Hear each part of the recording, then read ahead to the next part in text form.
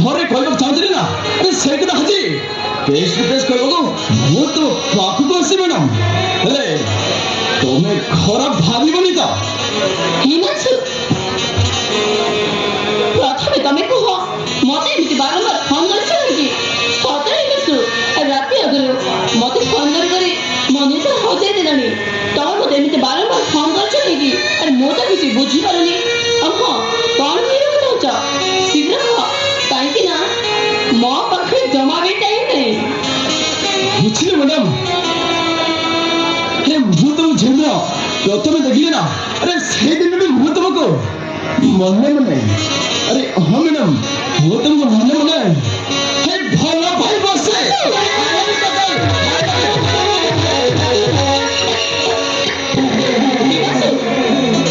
ତମେ ଜାଣିନ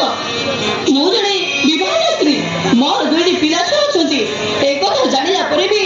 ତମେ କହୁଛ ମତେ ଭଲ ପାଅ ବୋଲି ତମକୁ ଟିକେ ଲାଜ ଲାଗୁନି କୁହ ଏ କଥା କହିବା ଆଗରୁ ତୁମ ମୁହଁକୁ ଟିକେ ଲାଜ ଲାଗିଲାନି ଆରେ ମ୍ୟାଡ଼ାମ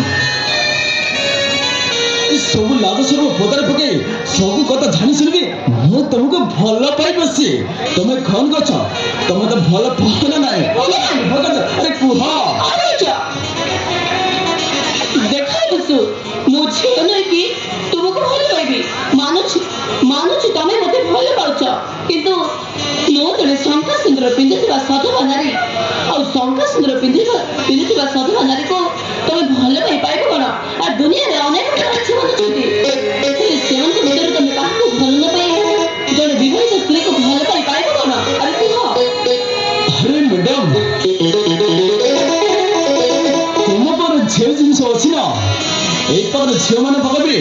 ସେ ଜିନିଷ ନାହିଁ ଆଉ ତମେ ଏତେ ସ୍ମାର୍ଟ ନା ଆରେ ହଁ ଏଇ ପାଖରେ ଝିଅ ମାନେ ବି ତମ ସମାନ ହେଇପାରିବେନି ସବୁ କଥା ଜାଣି ଶୁଣି ମୁଁ ତମକୁ ଭଲ ପାଇ ବସି ତମେ କଣ କରୁଛ ତମେ ମତେ ଭଲ ପାଅ ନା ନାହିଁ ଆରେ କୁହ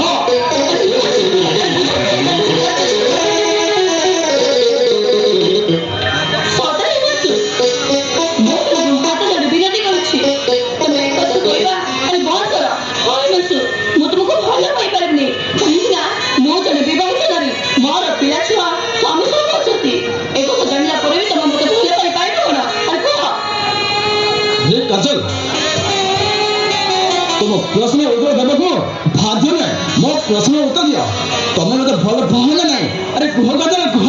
तुम्हें मत भल पाहला नहीं अरे कुह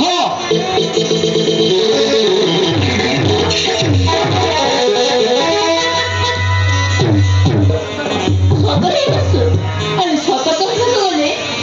मु भी तुमको तुम जो मत फोन कर मु भी तुमको मने मने बहुत भल पाए